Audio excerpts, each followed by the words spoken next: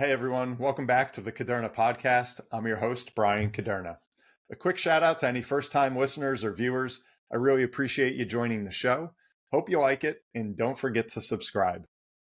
So, have you ever asked yourself, how did the US government actually come into being? It's one of the greatest political structures ever conceived. Yet, if you turn on the news any day in this modern era, that's pretty hard to believe. So, to discuss this topic, I'm joined by Sheehan Zaino. Now, we begin this interview with quite a unique perspective by taking an in-depth look at the life of Sikandar Hayat Khan. Now, I had never heard of this gentleman before our conversation, but it gives a great perspective on the founding of our own government. Sikandar Hayat Khan was the premier of United Punjab from 1928 to 1942. He had attempted a peaceful breakaway from Great Britain leading up to World War II, but this was never realized, and it offers a great perspective at the founding of our own country. We then discussed Jeanne's upcoming book, American Democracy in Crisis, and how to keep perfecting an imperfect government. So any Bloomberg fans out there are probably already familiar with Jeanne, as she has her weekly input on Balance of Power and some other shows. But let me give you a quick bio if you don't know her yet. Jeanne Zaino is an award-winning professor of political science and international studies at Iona University. A pollster and data analyst by training, she's also a political contributor to Bloomberg News, a senior democracy fellow at the Center for the Study of the Presidency and Congress in Washington, D.C., and an affiliated faculty member with the Institute for Thomas Paine Studies. Jeanne has a bachelor's from UConn and a master's degree in survey and public opinion research with Cornell University. She later attended the University of Massachusetts, where she got a second master's degree and a PhD in political science with a concentration in political theory, public law, and American government. But without further ado, here's my conversation with Jeanne Zaino. Is going to require work and time and sweat and toil. If money wasn't an issue, what would I be doing? Don't worry about it. You'll figure it out. Change is the only constant. The Caderna Podcast. But Jeanne, welcome to the show. Thank you so much. It's great to be here. Yes. Yeah, that's quite a bio. It seems like you've done a lot of studying and a lot of reading over your time. Yeah. Oh, yeah. What would you say, because obviously it's all in the political domain, did you have like a favorite subject that you really enjoyed researching or even teaching on? Yeah. I'm at a teaching school, so we really run the gamut, So when I went to school, and I should just correct one thing, you're absolutely right. The program I did is now at Cornell, but it was at UConn at the time I did it. So it's a very interesting program associated with the Roper Center for Public Opinion Research, which, like I said, was at UConn and then moved to Cornell after I left. So I didn't get to spend time myself at Cornell, but I would have loved to. It's a great school. But yeah, when I started, I was really, really interested in public opinion research and data analysis, and I still do an awful lot of that. In the process, when I went to get my PhD, I went to UMass in Amherst, and it's an amazing school. And there I spent a lot of time on public law, which was fascinating. I love teaching the courts. And then also a lot of political theory and foundations of government and democratization. And so I sort of morphed a little bit away from the public opinion at that point into sort of the foundations of government, particularly post-colonial states like ours. And that's why I have this sort of strange conglomeration between the Asian and the US focus. So a lot of my work, like on air, is on the United States, especially since it's Bloomberg. But, my research is sort of in the foundations of American government. And, I always tell my friends in the business world, it's the same idea in business as it is in government. You can't really understand an organization until you understand its foundations. And that sort of encapsulates all the work I do.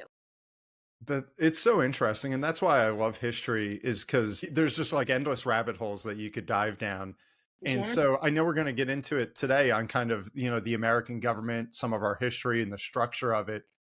But I would assume that, as you look at the genesis of the USA and where our government came from, then you're going to look at back at Britain, and then you're going to go further. Like, when is there almost like a cutoff point, or how do you say, where's our starting point going to be when it's like one question can raise three more questions?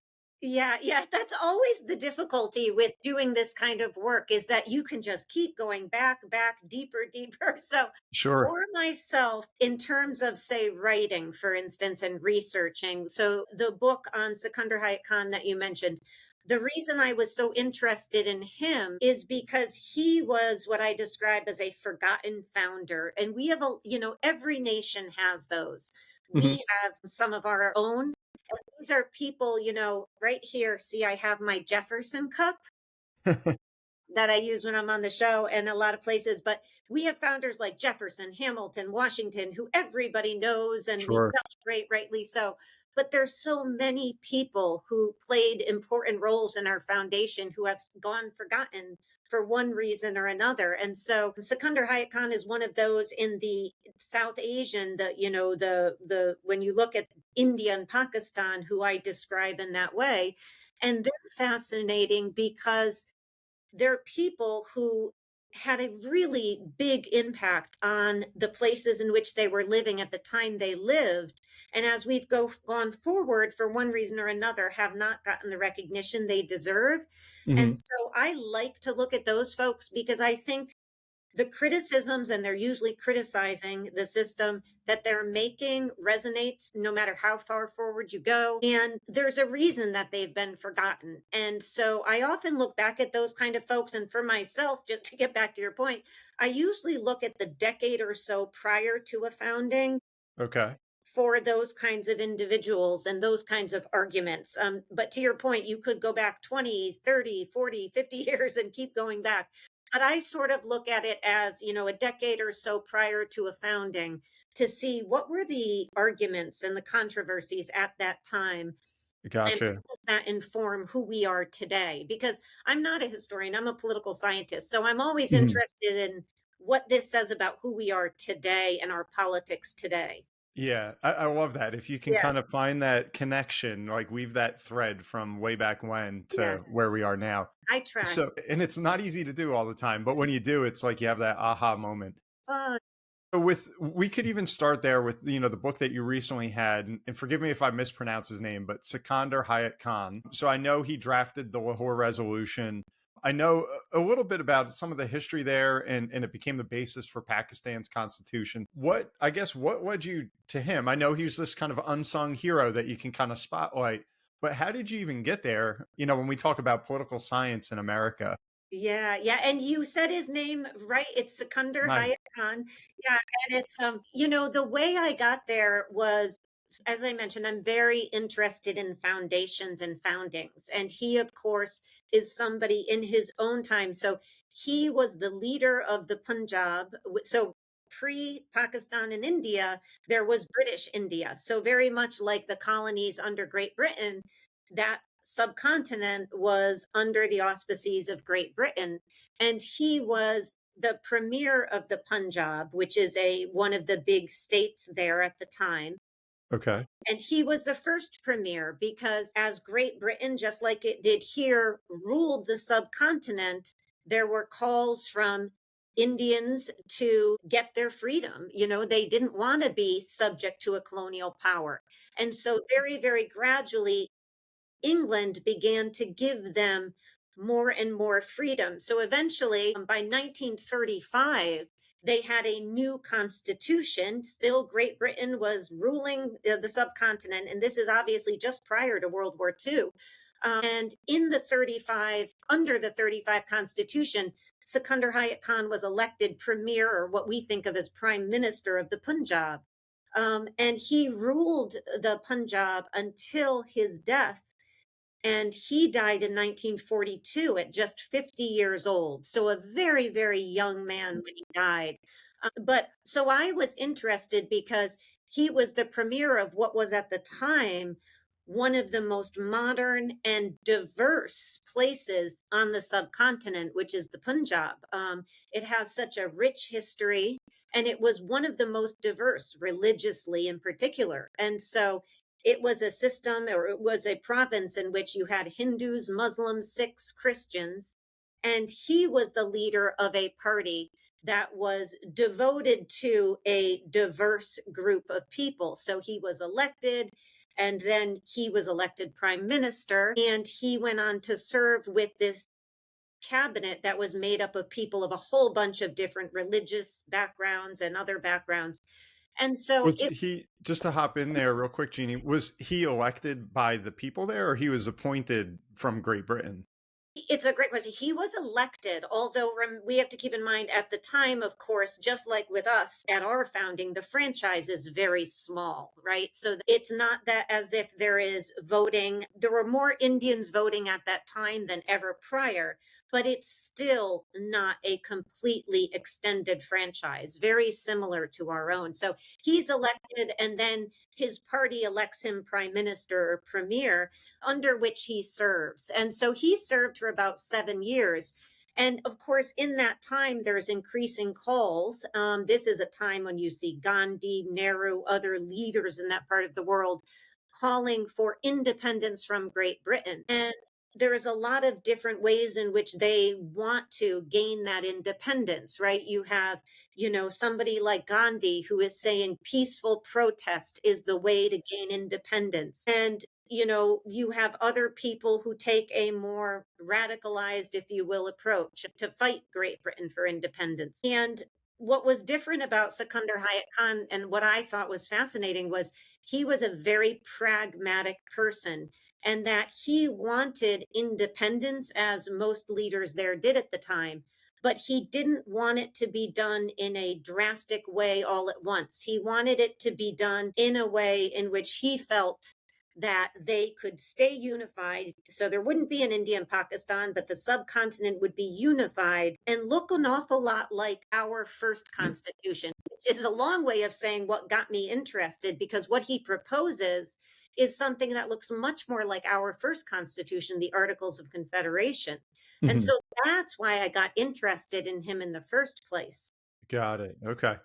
And then I met and knew some family members, and I got access to his primary papers that had never been published. And, this was, 10 to 12 years in the making, trying to sift through all of this. So it's a long way of saying, of course, his vision was not realized, as we know. They ended up partitioning the country. And the British, after World War II, will leave the subcontinent. They will leave it partitioned, and the creation of India, which is really, ruled by the Hindus, the largest democracy in the world. And then Pakistan, which is similar in some ways to Israel in terms of being a country for Muslims. And his province of the Punjab was split in two, because it wasn't just a partition of the subcontinent. They partitioned the province of Punjab as well. So South Punjab is part of India, Northern Punjab is part of Pakistan.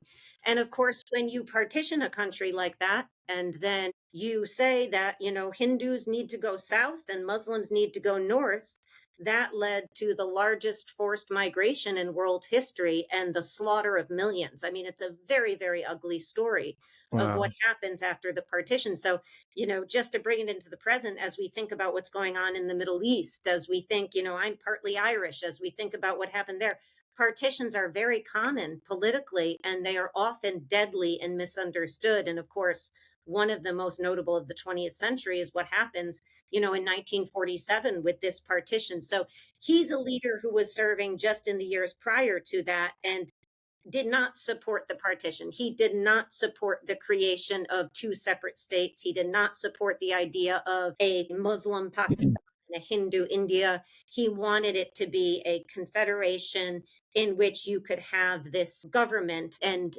he was a firm supporter of minority rights, that you needed to have minority rights to have a democracy. So there's so much to unpack there. You have to just break in, because I'll never stop talking. And I didn't want to interrupt, because I feel like I just got like a very detailed history of a whole time period in India that I knew nothing about. So who was the opposition to him? Obviously, he wanted to unify, and that did not work. They ended up having this partition that was a kind of like a disaster, it sounds like. But somebody obviously wanted that. Somebody thought that that was a better alternative than what he was campaigning for. What was the other side, and how did they see it through so that we got to where we are now? Yeah, it's so interesting because there was, the British and they were leaving and they were the ones who, eventually will partition the country if you Why wanted. did why did they leave? Even to start there, were they like, we have enough of this, we've got enough after World War II, or was it almost like us with the Boston Tea Party where we were like, get out and kick them? Yeah, I think it's both actually. Okay. There had been movements on the subcontinent for decades that they wanted to rule themselves. They did not want to be under the thumb of the British anymore. And, it's really fascinating if you ever just take a look at a map of the world. At one point, this little island of Great Britain is ruling just large swaths of land around the world, including our own. Obviously we much earlier than India, and so there was a forceful push to get them out. Then I think also World War II plays a big role in that, because World War II obviously changes the way that the British and quite frankly the way that the rest of the world will be formed politically for the future. Hmm. Their economy is negatively impacted in a visceral way. They don't think that they can sustain the colonies over in India. So I think it's a complicated mixture of both of those factors. And, they had been subject to enormous calls. And, we can't forget that what were we all fighting World War II for? We were fighting so self determination was something every individual could realize. And, we have our own issues in the United States with the internment of the Japanese. Well, the British are feeling the same, which is obviously horrific. And the British are feeling even more sustained push against their colonizing of the people who were native to India, and not giving them the right to freedom and self-determination that so many of us today and back then believe they should have. So it was time for them to Yeah, move on. and Yeah. if not overtime for them. And Yeah. one of the things about Sikandar Hayat Khan was, just to give you an example, the Punjab was the sword arm of India. That was where their military came from. They sent millions of troops to fight on behalf of the British, the Americans, the Allies in World War II. And that's something that people, over here, I certainly didn't growing up. We don't often hear about the millions of Indians who went and fought and died in World No, War II on behalf of the Allies. that's amazing. It's wild. I mean, I just happened to read a couple books on that time period. I read The Words of Finance recently, which was more right after World War One, leading into the Great Depression, Yeah, and a podcast also on that whole era. That crossed my mind. Is like, India is one of the biggest countries in the world. Like, where were they? yeah, And they were there. I guess they just didn't get the notoriety. And just a comment too on Great Britain, how powerful they were. That was one of the huge takeaways that I had just read again and again, is that they were the first to act. They were the first there in World War One, and then the U.S. was late to that. They were first there in World War II. We were late to that, and that was the huge economic benefit to us, is that Great Britain almost bankrupted themselves twice, where we were the people that got to kind of now absorb all of that power, or financially speaking. So you could see how they were overextended, and it was time to definitely kind of consolidate back home. yeah. And when you juxtapose, obviously for us, we go to war, we declare independence, we go to war, we fight, we win with the help of a lot of people, including the French and others. In India, they did at certain points, certain groups would take up arms against Britain, but they didn't choose to go that route. And so that was part of what was happening at this time, was these debates about how do we gain our freedom. And when you ask, who was opposing him, it was a lot of different groups. You had the Congress, you had the Muslim League, and he sort of represented a very old style, I think, of more of a partition, a sort of a aristocratic politics, if you will, more of a benevolent sort of leadership of politics. It's before democracy really hits India. They're just moving in that direction when he's elected. And at the same time, you have these groups forming at on the base, led by people like Gandhi and others who are also pushing for freedom. And the difference is really that he used to say that if we do not do this in a slow, methodical way, to your point about the economy, we will not be able to build our infrastructure. We will not be able to build our economy. We'll not be able to have the jobs we need over here for all of our people. So he wanted something more like what Canada did, right? Do it slowly and move slowly through this process. Take 10, 20 years to divest yourself, for lack of a better word, from Great Britain. Whereas you had a real push from other sectors wanting this break to come quickly and to be full and for freedom to be realized. And so that was the difference. And then, of course, when he dies, so much of what he was advocating for dies with him, and that view is never realized. And when you fast forward to Pakistan in particular today, it is something of a failed state at this time. It's a beautiful country with beautiful people, but their economy is in shambles. Their tax collections, you have so many economic and political and social challenges over there that part of the reason I wanted to publish this book now was to start a conversation about another path forward in both India and Pakistan, which was not centered around a Muslim and a Hindu state, but a state of a democracy in which minority rights are respected. And there is a realization about the fact that the institutions and the structures and those really important factors need to be fully realized before you are emancipated, which is the way he sort of saw this coming into fruition. Gotcha. So just 2 points real quick. First, a naive question. So when you say the North to South, this partition happened, is that like northern Pakistan, southern Pakistan, or you mean like Pakistan and India?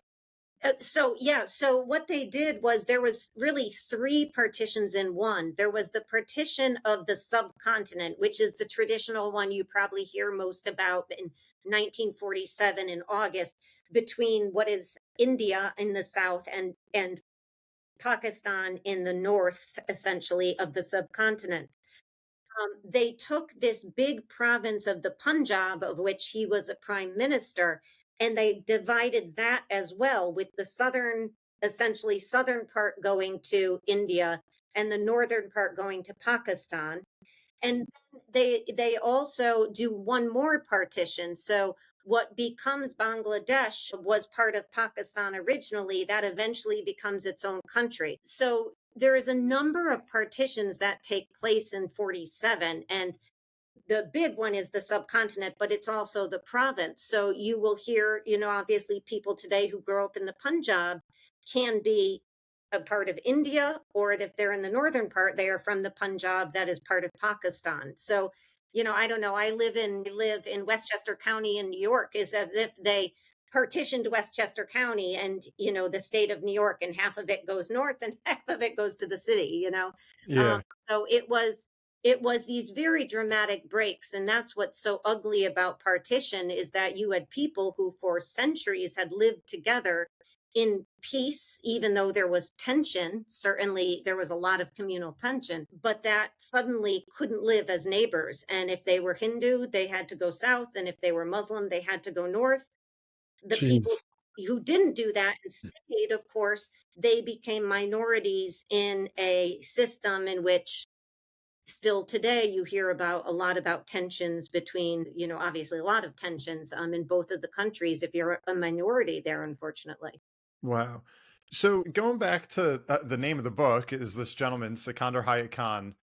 It sounds like he had this idea that you caught onto, that you said, this is what we like. This is kind of like the Western way that we've appreciated, but it just went unnoticed, unrealized. So I guess my question is like, is there a lasting impact, or is this we just found one of the good guys, but it just didn't work out, and unfortunately other forces came to power?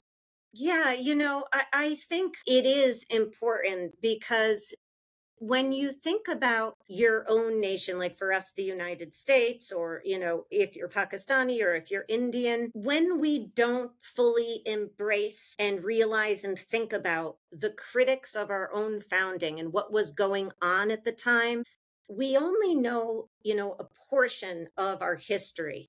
And so my feeling is that then becomes part of who we are going forward and impacts us in innumerable like ways that we can't even imagine.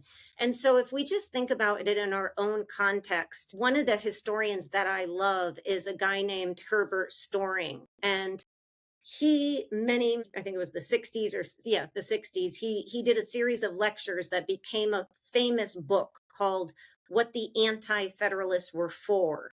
And it was a look at what those folks, the anti-federalists who opposed our Constitution, what their arguments were.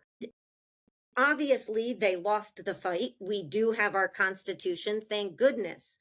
But they also, in their criticisms, gave us an awful lot. They gave us, for instance, the Bill of Rights. It is the anti-federalists who fight for the Bill of Rights, and we eventually get that. And that's critically important to all of us. And the arguments they make at the time of the founding are critically important to us today. There were anti-federalists, just as an example, who said, you're creating the country and you are not addressing the biggest challenge we face here today, which is the division over slavery, which of course we don't address in the Constitution.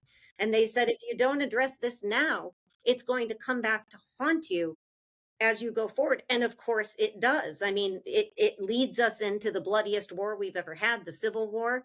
And it defined so much of who we are in the 1900s into the 20th century, the first century to today, right? Is the challenge of slavery and what it has meant as for us in terms of our ability to handle these issues involving race. So for me, whether it's Pakistan and India, whether it's the US, just making public and trying to get people to talk about and think about these issues, it's hard, Yeah. but to think about them is really crucially important. It's almost like if you're born and you don't know from your own birth what the debates were surrounding your creation and what was happening at that time, you almost don't know a portion of yourself. And that comes through in a lot of ways as you move through life. So that's why I did this book for him. And it's why I do similar work in the US, because I always want to bring forward those debates, because you can't escape your founding, and nor should you. And we don't do a great job, and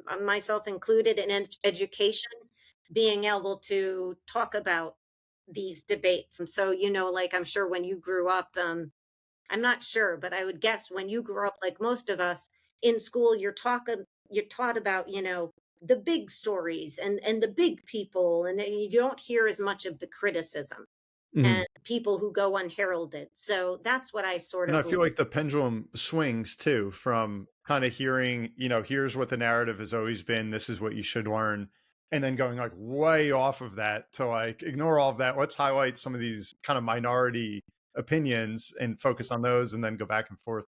Yeah. But and I want to get to the new book in a second, but I guess to kind of wrap up, this one, Sikandar Hayat Khan. So moving forward, like these things happen where like maybe there's one person that has a good vision, it's the way of life that we like and that we appreciate, but then it doesn't happen. And this is kind of like a great one of those stories that, oh, what it could have been, and playing this like what if game. But reality happened, and for lack of better words, he lost, or his vision lost. What do you do like when you're in these situations in the world? And this is a huge question, where it's just not working and there's this violence, there's this animosity. How do you install democracy? Because I feel like we have tried to do this, where we've tried to impress our way of life on other countries time and time and time again. And if they don't want it, or they're not willing to die for it, it's a wasted measure. And like, I guess, what can they do over there if there's things to be fixed? What can the other parts of the world, like the US, do to help, or should we not help at all? Like what are Yeah, it is. It's the perennial question. First of all, I don't think you can impose or should impose democracy on people. It's sort of the antithesis in my mind of what democracy stands for. I think, number one for the US, I think the best thing we can do is lead by example. And I don't think we have been doing that. And that is very, very frustrating. I'm hard pressed to imagine, as I love the US, I love the founders, I love our Constitution, I'm incredibly patriotic. I'm hard pressed to imagine that anybody looking at us today as we sit here is saying, wow, well, that's a form of government I'd really like to try to, yeah. adopt. I mean, I just And I am. think we're our own worst enemy too. We're like we highlight and blast like the absolute worst we can of ourselves to the whole world, Yeah, it's which doesn't true. And, help. I'm just off a show right now. And what are we talking about? We're talking about the fact that, the government runs out of funding Friday midnight. And we have a Congress that has not yet got in the budget. And this is for last year's budget, right? And so we will, I hope, get that budget done, and it will hold us over to March when we will do this nonsense all again. Do it all over, raise the debt ceiling, dude. Yeah. Yeah, It's a joke. Just kick the can forever. kick the can. So there's so many ways in which, we are, I don't think the model that we should be. And so that's the best thing I think we can do. I also think we have to recognize that democracy, like any other form of government, any human being, any organization, is something that you have to constantly tend to. It is not something that you give birth to and send it off and it lives beautifully. It will decay, it will degenerate, it will eventually die if you're not particularly careful with it. And that's something around the turn of this century that we completely took our eyes off the ball on that. We like to celebrate, after the fall of the Soviet Union and communism, that we like to celebrate democracy. It's here to stay. It's the way of the world. It's natural. And that's not the case. And so, I know it's there's no easy answer to what you do, but I think the number one thing we can do is address our own challenges, tend to our own nation, and talk about, best practices and model those. I think that's what we can do. For me as a writer, as a researcher, as an educator, what I try to do is, get out of the ivory tower and speak publicly all the time, for better or worse, but to talk about, in these contexts, what have been debates that people have not either wanted to have or known they should have, to see themselves in another way. Yeah. So that's what I really, really love to do, is to say, you can see yourself. There were other ways to move forward. There are other ways in which you can adopt small portions of this now. This is part of who you are, kind of thing. So I want to come back to America for sure and spend some time there. But I guess to try and wrap up what happened over there and what my question was, I think a great, way to pose it right now is Syria.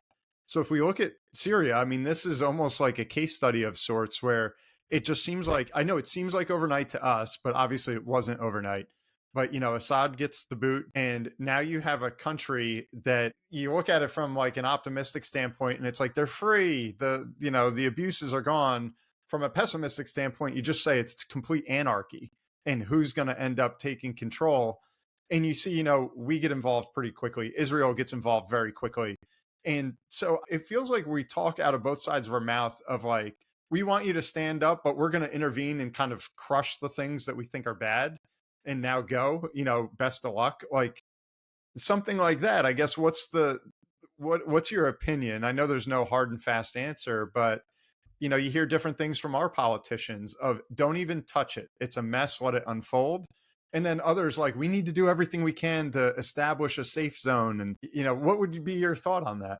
Yeah, one of the things I think it's really important to keep in mind, whether you're talking about Great Britain at the time, of the colonization of the US, of India, whether you're talking about the US, Israel, other nations as it pertains to Syria today, is I think we have to be very realistic when we think about nation states. We can want them. Like we can want the US government to behave in a certain way, but the reality is very much like people. nation states are all about themselves and they want to be safe, secure, the wealthiest, the blah, blah, blah.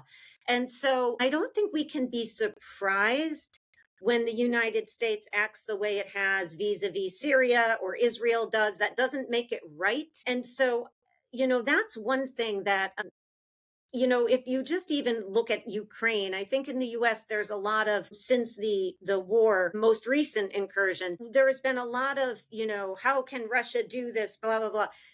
When you have NATO coming right up to your border and you're a nation state, you darn well are going to fight back, which doesn't excuse what they've done in entering a country. But I think we have to, in some ways, be a little bit realistic about how nation states think and act, number one. And, we as people in the United States need to have these conversations about what we expect our own government to do. So when you talk about either Ukraine or you talk about Syria today, there's a whole debate going on in particularly the Republican Party today, but the Democrats as well, about interventionism versus, sort of turning and addressing our own challenges. And that debate is going to go on. And I don't think there's a really right or wrong there. But the reality for a place like Syria is, given where we are now, we may look, like you said, and say, oh, Assad is gone. Well, this is better. The reality is somebody or some entity is going to fill that power vacuum.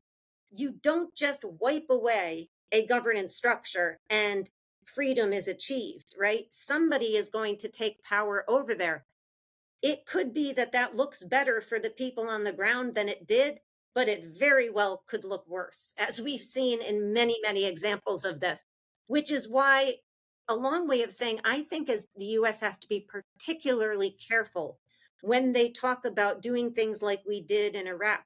We're going to go in, we're going to wipe out this power structure, and we're going to create, to your earlier point, a democracy. Unless we plan on a really long-term investment over there, which we never do, that's not going to happen. And some group like Al-Qaeda is going to come in and set up shop there. And you can't begrudge the people of the nation from saying, you know what, security is better than not. I will go with Al-Qaeda because I'm getting food, water, jobs.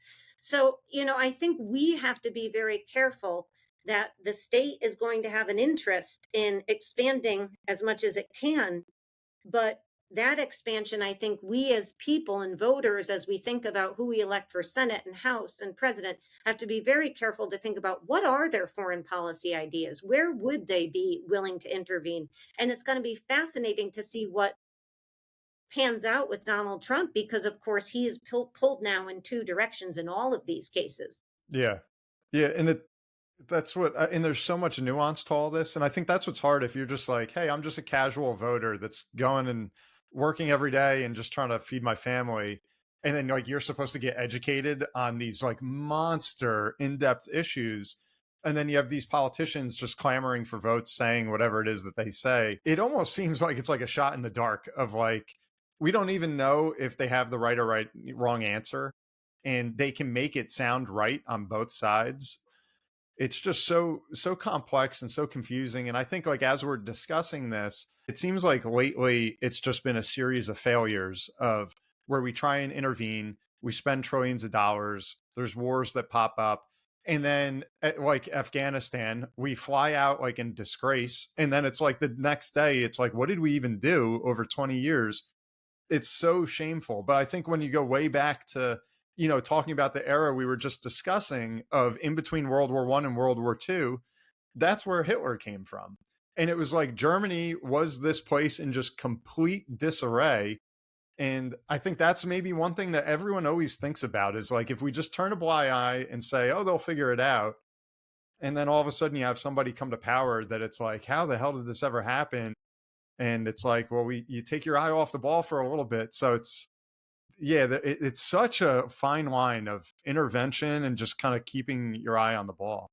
Yeah. And the Hitler example, there's so many obviously lessons from there, but one is about power vacuums. People will come and offer security to people, and security matters an awful lot. And number two is, humiliation is something that we as a nation have got to be very, very careful about as well, and not just us, every nation. That is something for leaders and for nations when they feel like they have been humiliated, disrespected, just like human beings. There's Hmm. only so much they will take before they start to fight back on that. And so I think that's one of the sort of unheralded ideas that we see when we look in international politics and even domestic politics. Speaking of Donald Trump, you know, there is a sort of folklore I'm sure you've heard about that it was the jokes and that sort of way in which Barack Obama, in particular, but others as well, treated him in the years prior to 2016. And particularly, I'm thinking about when they went to the sort of press party that they have every year. And, Barack Obama had some funny jokes about Donald Trump, but if you watch the video, you could just see on Trump's face, he didn't find it so funny to be disrespected in that way. Yeah, it can And get old after a while. Yeah. yeah, it can get old. And, it's that humiliation. And of course, it goes both ways, but it's that, on a grander scale, nation states and leaders as well. So I think both of those things. And certainly Germany felt, disrespected and ignored and insecure after World War One. And something is going to grow out of that. And in the worst case scenario, grew, and that was Hitler and the Yeah. Third Reich in that case. As we discuss all this, it makes you realize and appreciate how lucky and how blessed we were that, like, when Great Britain left America, and granted, this was a long time ago, there weren't nuclear weapons or anything in 1776, but that we had guys like Washington, Jefferson, Hamilton, that all just seemed to be so intelligent, but just good people, that wanted good in this new country. And it worked. And maybe that's kind of like a good segue. So you have this upcoming book, which the title kind of puts it in another light, American Democracy in Crisis. I know one of the things that you mention, or that's kind of like at the back of the cover, is, the Madisonian model, rethinking it. But we just got done talking about all these other countries and their issues and how blessed we are in the States. So why are we rethinking it? Yeah. So, I have a view that sort of probably has come through that if you love something, you have to tend to it and care for it. And you have to consistently try to make it better. And nobody thought that more than our wonderful framers. I mean, they were very, very clear that what they did in 1787 at the convention in crafting this amazing document, that they crafted an imperfect document that needed to be perfected over time. And so that's one of the things that people don't give enough credence to, is the fact that the document at the time was imperfect. It remains imperfect. And of course, time marches on. We're almost on our 250th anniversary. And so my whole argument is that you need to be constantly perfecting the government structure in order to make sure it sustains another 250, 500 years. And so there's a famous sort of forgotten framer who I love from New York, and not just because I live in New York, but named Gouverneur Morris. And he was the one who wrote the preamble to the Constitution. He was at the convention. He spoke more than anybody else at the convention. A really well known at the time guy who we don't talk about enough now. But one of the things he said before he died a really horrible death, by the way. But one of the things he said before he died was that the idea that the Constitution that they wrote was not perfect, and they left it to future generations to fix it, to amend it, to make it better. Right. And he was one of many framers who made that case. Jefferson made that case with a famous analogy of a coat. You don't ask a man to wear the coat he wore when he was a boy, meaning that you don't ask future generations to live under the same laws that they are living under by their predecessors, right? So it's that argument that I'm talking about. And as it pertains to Madison, who of course is the father of our Constitution, was the brainchild behind it, there's a particular, I wouldn't say problem, but I would say there's a particular structure that he put in place, which is separating power, that has become increasingly problematic over time. It was problematic from the start, but it's become more problematic over time. And that's what I'm suggesting we need to rethink or have a conversation about. Yeah, and I see what you're saying, but I feel like there's no perfect solution. And they came out the gates saying, you know, we've done the best we can. Obviously, it's not perfect, and that will change with the times, like you were alluding to. But I feel like it's one of those things where it's, you know, it's not that we're changing completely, we're trying to improve. And I think that's kind of like, I would imagine that that's what they would say is like, we've spent our lifetime working and killing ourselves to create this freedom in this document, you know, take care of it, but don't change it in the sense of like rewrite it.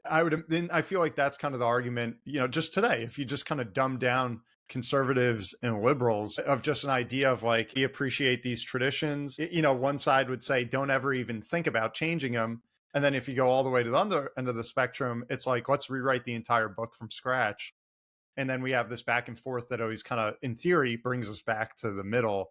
I guess what would your goal be? What would some of these reforms be? I'm assuming it's not a total rewrite, but what do you want to see? Because things have always changed. You know, we have amendments, we have the Supreme Court. It's not like it was a stale document that never moved. You know, obviously life is way different now than it was 200 years ago. Yeah, you know, it's what hasn't changed is the structure. So when you talk, say, just about the amendments to the Constitution, we have only had 27, right? Very, very small number. 10 come at the founding. We have, since the Civil War, only had 12. Two of those are prohibition and their repeal. That leaves just 10 since the 1860s. And I often ask people, who wrote the last amendment to the Constitution, 27? That was written by James Madison. And he had been dead for, 150 years or so at the time. So we are very, very much structurally still living in a system created by James Madison and adopted by the founders. So that system has not changed much. To your point, technically we've changed educationally, the franchise. I mean, we've gone through wars, we've gone through movements, but the structure hasn't changed. And so by the structure, just as an example, I mean the enormous amount of division that the framers under Madison put into our system, right? So when they created the system, they went with Montesquieu in separating powers. So we get the three branches of government. Then they separate Congress bicamerally into two houses. Then we have federalism. Then, you just look around, there are divisions of power everywhere. And why so much division in power? Why do that? Because they were intent most of all on preserving our freedoms and our liberty, right? For our framers, their number one goal is that they wanted to protect our freedom from government. They wanted to protect our liberty. So, the irony of our founding is that they're creating a government to protect us from that very government, right? I mean, it's a really, really difficult thing to do. And they did a magical job. Mm-hmm. But there, like everything else in life, there are drawbacks to that. What happens when you divide power so much is that you get a lot of infighting and a lot of tension and not a lot of action. So for many people in the US, they look at the government, I was just talking about it, they look at the US Congress and they say, the 118th Congress, which is coming to an end right now as we speak, has best been described as a do-nothing Congress. They have literally not done much. Wouldn't I guess the contrarians say, wouldn't be that the best kind of Congress? The one that just stays out of the way and does nothing? Yeah, and James Madison would completely agree with that. The less government, the better. The less they do, the better. The flip side of that, of course, is that what happens if for many, many decades and years, people see a critical problem going unaddressed by their government, what do? They either tune out, they don't vote, they don't participate, they don't care because the government's doing nothing anyways. They look for a strongman or woman, somebody who's going to come in and force this thing to work through some kind of authoritarian means. or they turn in some cases, and this is the big fear, is they turn to violence, right? And we see this throughout American history.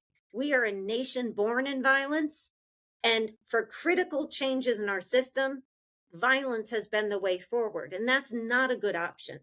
And so the argument that many reformers like myself make is what you said earlier: let's find a peaceful, collegial way to make minor tweaks so that we aren't subject to violence. I mean, we are just living under, what are we, 2 weeks from that horrific killing of this CEO of United Healthcare. And nothing could be more horrible. Donald Trump, Joe Biden, every thinking person I've heard in leadership has condemned it, rightly so, and they should if they haven't. And yet we see people out there saying, yeah, but he had a point, right?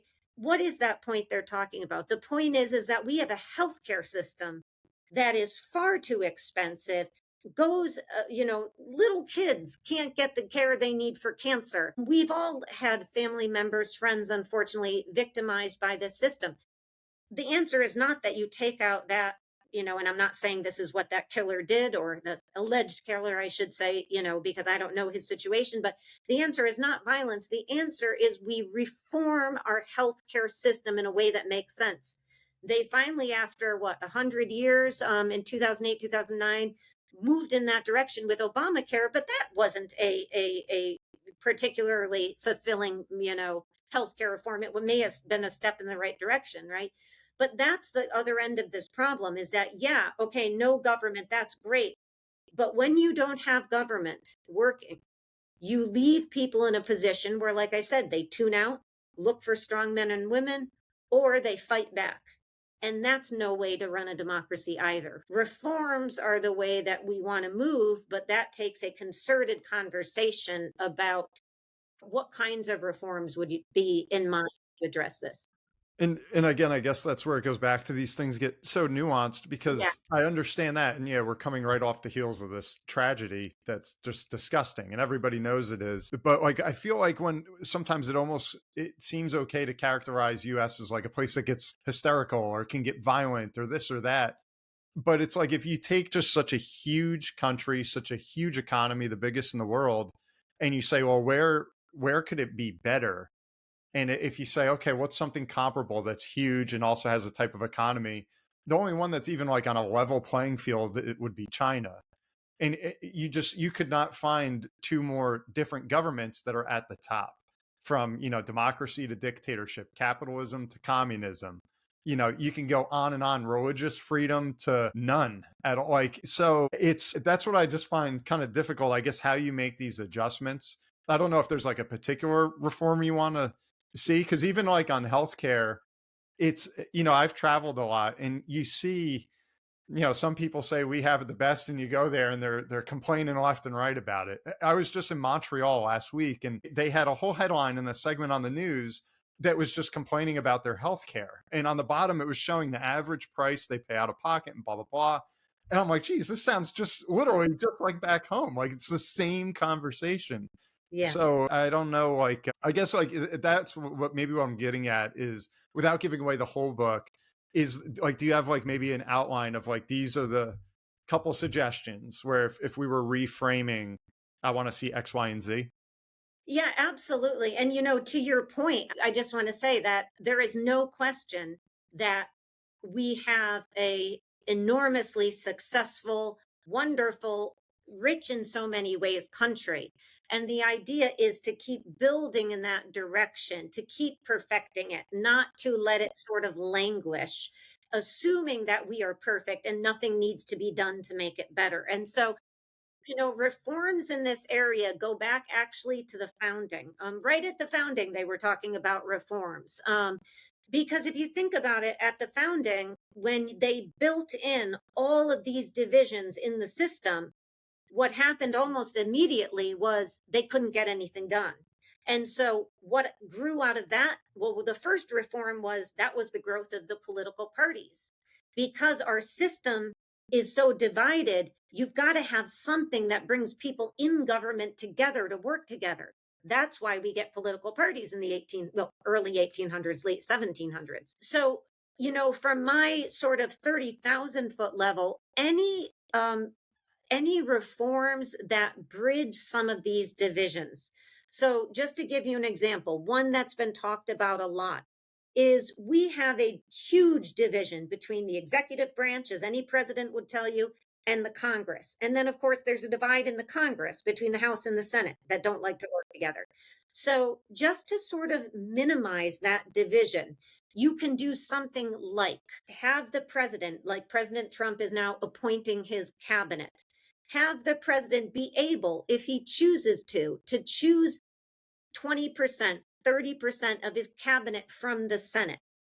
That would help minimize the division between the executive and the legislative branch, right?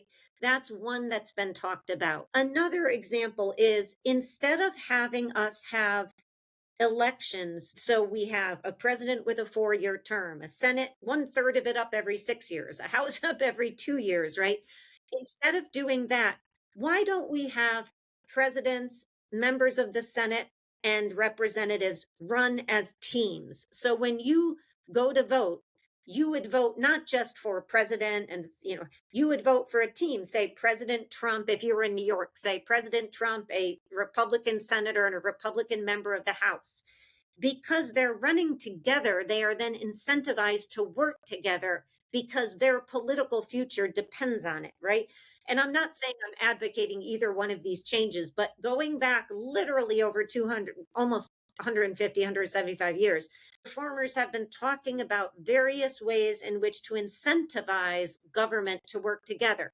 Because the idea is liberty is something that is dear to us and we want to maintain, but we want to make government even more responsive to the majority and more accountable to the majority. So how you do that is minimize those divisions. Don't get rid of them completely, but minimize them to incentivize working together. So it sounds like, if I'm hearing you right, you'd almost like more of like a guaranteed majority. Yeah, maybe not a guaranteed majority, but a system that's more responsive to the majority. One of the things we hear a lot, and I'm guilty of it, I'm in the media all the time, is people are so divided in this country. In fact, they're not as divided on policy issues as we think. People are pretty reasonable and pretty much agree. Most people, if you ask them right now, say, yeah, it would make sense if Congress could pass a budget. That's, the details of that budget aside, makes some sense, right? The problem is that you need to incentivize the people in government to act in concert in some way, to be incentivized to act together. We do almost exactly the opposite today. If you are a member of Congress, right, you are incentivized to get yourself on TikTok, to get yourself on Instagram, and to say the most outlandish things. What does that get you? Attention, money, votes, right? I often say we criticize our people in government. We shouldn't. They pretty much act the way we incentivize them to act. So we want to tweak those incentives, just like they do in business, and tweak those so we get the outcome that we want, right? Right now, we have a system that's sort of moving us in one way when we may want it to sort of move the ship in another direction, that kind of thing. Yeah, I agree. And I think getting there is the $1 million question, Yes. And that's even why you look at so much, like we've always just been accustomed to, mainstream media and just a handful of channels that we watch 24/7. And that's all we get to know. But now, obviously, with podcasts and everything else, where you could invite a politician on and say, hey, speak for 2 hours. Now they don't have to go on the news and just say some ridiculous 15-second soundbite. They have to actually prove their worth. And so I feel like there is some correction, but yeah, it's frustrating. And I've had some people on here too, like in the intelligence community, that have said the scariest thing is that we do have this constant reshuffling of the deck every couple of years, where when you look over on the other side and you look at a China or you look at a Russia, for them to plan for 20 years is nothing, because they say this is the way that we're going to go. One man says it and then they all fall in line until maybe you have a revolution. But by and large, then they can kind of move in that direction. Where us, it sounds like, like what you said, when we have a majority for a quick second, some things happen. Then when we don't go back, we have this gridlock where it's just do nothing for a while. Yeah. And And can I just say, that's the perfect example because I think that's why I love going back to the founding. If you read Madison's notes on the convention, if you reread the Federalist Papers, any of the diaries, it's fascinating because we think, we're born here. So we think 4-year term, a president must have 4 years, a senator must have 6 years. But that was a choice by a group of men in Philadelphia in this hot summer in an attic with no air conditioning, obviously, working as hard and as best as they could to get this thing out. There is nothing set in stone which says a president must only serve 4 years or 2 4-year terms. They debated, should it be 20 years? Should it be less? Should it be more? And we can have those debates today as well. The point is, and this is what I love to your point about the podcasting and the media and the outreach, is that we need to have these discussions. We don't have to live with 4-year terms forever. We can see things differently. If they're going to serve us better, that makes total sense for us to think about a collegial way to move in that direction. And you're absolutely right. This change every 4 years or every 6 years for senators, it makes it very, very difficult for us to plan. So, think about how many different presidents Xi Jinping has met and worked with at this point. I mean, it must be mind-boggling to the Chinese to think, boy, these people just keep flipping them in and out I mean, it's now at least he's back to one in a few weeks that he knows, but that does make any concerted planning difficult. That said, we live in a great country with a great system. The only point is you want to just keep making sure it works for our children and our grandchildren, our great grandchildren. We don't want to do what Jefferson said, which is ask people in generations forward to live the way we're living in 2024, because it may not suit them given technology changes and environmental and social changes. We have to keep making it better. And our framers made that difficult. So another reform people talk about is reforming our amendment system to make it a tiny bit easier, because as Justice Scalia said, it should be hard, but maybe not this hard, that our last amendment was written by Madison rather. So, that's another reform people talk about. That's interesting. And it's something that could be studied forever and ever and debated forever and ever. Yeah, which is good. I mean, that at least means that people are thinking about it and trying to get better. Yeah. But yeah, it's so interesting just to kind of close out on like the presidential thing when you think of these terms and the years and how many, and you just look at life expectancy, how much it's changed from a guy way back when he was 50. It was like, all right, we got to get him into like a nice little bed here. And now people can be cognizant at 100, and who knows? Yeah. But it's crazy. And I think if you had the perfect person, people would say, okay, let's just keep this as long as we can. But but then you see like, well, how do you actually get there? And I think a good way to look at it is like, if you look at Bush, we had Bush 1 and Bush 2, and it's like, wait, how does the most powerful person in the world happen twice from the same family? And then you look at the Clintons, where it was the same thing. And then you're like, all right, out of 330 million people, are we guaranteed we're getting the best one every time? Because we're narrowing it down to 2 families. Yeah. And I feel like that's where it's just so tricky, because there are obviously barriers of entry to get to these places that are kind of like these hallowed halls where people get to make decisions. Yeah.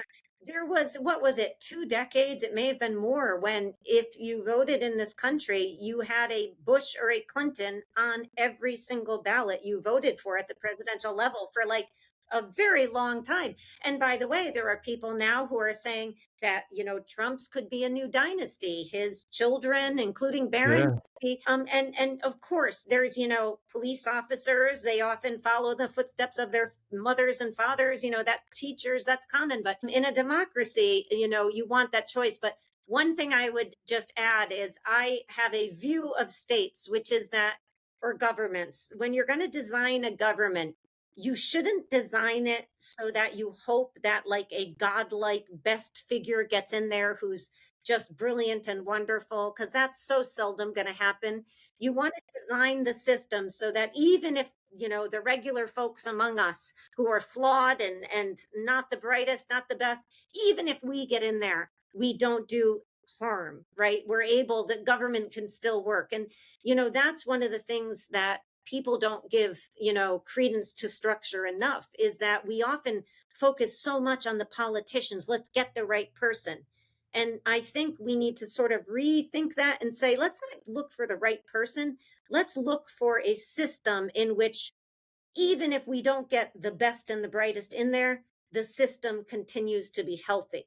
And that's why you have to focus on the system a little bit more than you do on the best and the brightest. And let's hope that they get in there. And we spend so much time in the media focusing on individuals. We don't spend enough time on the structure itself. And in my mind, that's even more important. And I think it's so important. And I think there's maybe to kind of end in some sense of comfort with all this debate is that, I remember being a kid before I was allowed to vote, that everybody around me, you would see, oh, if this guy gets elected, we're done, we're toast, America's done. And I've seen that at every single election for decade and decade. And here we are. So it's like, there is something to say to the system outlasting the person, which is, thankfully that's the way it's been. There's so much, Jeannie, that I could just keep talking about. It's just so interesting to me. And I think everybody needs to pay mind to this, because the sad reality is no government or no empire has ever lasted. Yeah. And that scares the heck out of me, that, you think US is just undefeated, invincible force for good. But, a lot of governments have said that and they're not here anymore. And that's one in my book I talked a lot about, is when religion gets into government. It's like, if you look at organizations, that's kind of like the one that's withstood the test of time. And then when you have governments that kind of found themselves based on a religion, that, for better or worse, that can have a lot of staying power, where people say, I identify as this. I don't care if I'm from this country. I'm not this, I'm Muslim, or I'm not this, I'm Christian, or whatever. That's where there's just so much nuance to this. That could be a whole nother thing.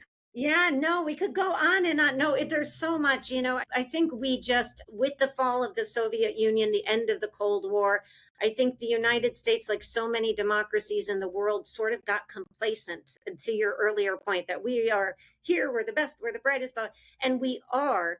But that takes work and dedication to continuing to be the best. You're not just the best at anything forever, right? So I think we are at a better place today, quite frankly, because more conversations like this are occurring, where we're, and that's all you can do, is hope people have conversations and think about, how can we love this place enough that we're committed to making it better? What are the small steps we can take to move in that direction? And that's really sort of the start of all of this, is these kinds of conversations. So I'm so happy to talk to you about all of this. Yeah, thank you. And thank you for making some time. I think this is extremely informative, and it's just so much that we'll be able to keep talking about, because even, sometimes the best intentions we hope have the best outcomes. Lots of times they don't. And then we have to go back to the drawing board. Yeah. So this was great. Any closing thought or anything that you just want to leave everybody with? Oh, no, I just am so grateful to talk to you about this. And like I said, I think we just need to all think about the fact that we can learn an awful lot by the framers and by those people who were speaking to the framers of our system, because those criticisms still remain a part of who we are today. And I think we can learn from all of that. I'm so grateful to have the chance to talk to you about all of this. And thank you for inviting me. It's been fun. Yeah. Thank you for coming on here. And we'll certainly keep in touch. And everybody that's tuning in, whether you're watching or listening, again, please like, review, subscribe, all that good stuff. And thank you for my guest, Jeanne Zaino, coming on today. We'll leave all her information in the show notes, and we will see you next time.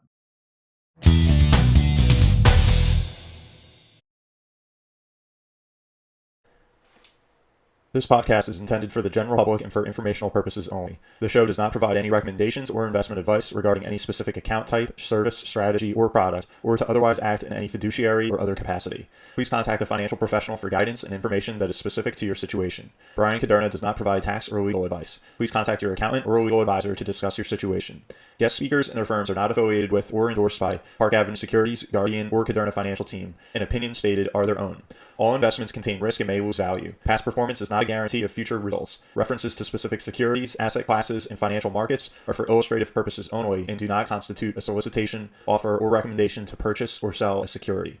Brian Caderna is a registered representative and financial advisor of Park Avenue Securities, LLC, PAS. OSJ 300 Broadacres Drive, Suite 175, Bloomfield, New Jersey 07003. Phone number 973-244-4420. Securities products and advisory services offered through PAS, member FINRA SIPC. Financial representative of the Guardian Life Insurance Company of America, Guardian, New York, New York. PAS is a wholly owned subsidiary of Guardian. Caderna Financial Team is not an affiliate or subsidiary of PAS or Guardian. California Insurance License Number 0K04194.